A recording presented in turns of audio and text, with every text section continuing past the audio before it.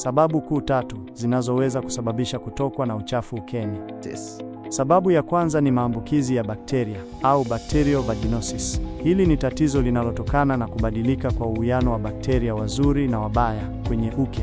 Wanawake wengi hukumbana na hali hii bila kujua, na mojawapo ya dalili ni kutokwa na uchafu wa rangi isiyo ya kawaida kama kijivu au kijani, pamoja na harufu kali.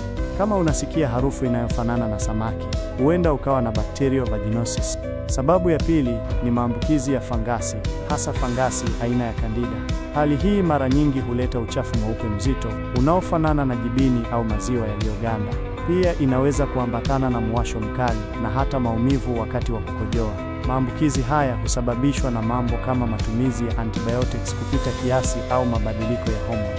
Sababu ya 3 ni magonjwa ya zinaa kama vile kisonono au chlamydia. Magonjwa haya yanaweza kusababisha kutokwa na uchafu wa rangi ya njano au kijani, pamoja na harufu kali, kama vile ilivyo kwa bacterial vaginosis sahihi. Harufu inayoambatana na uchafu inaweza kuwa kali, na mara nyingi hutokea pamoja na dalili nyingine kama maumivu chini ya kitovu au wakati wa kukojoa. Ili kuhakikisha hali yako inashughulikiwa mapema.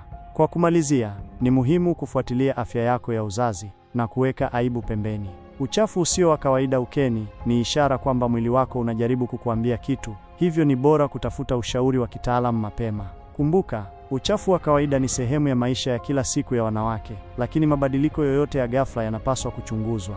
Asante kwa kutazama. Kama umependa video hii, tafadhali ipende, isambaze na ujiunge na chaneli yetu kwa maudhui zaidi kuhusu afya.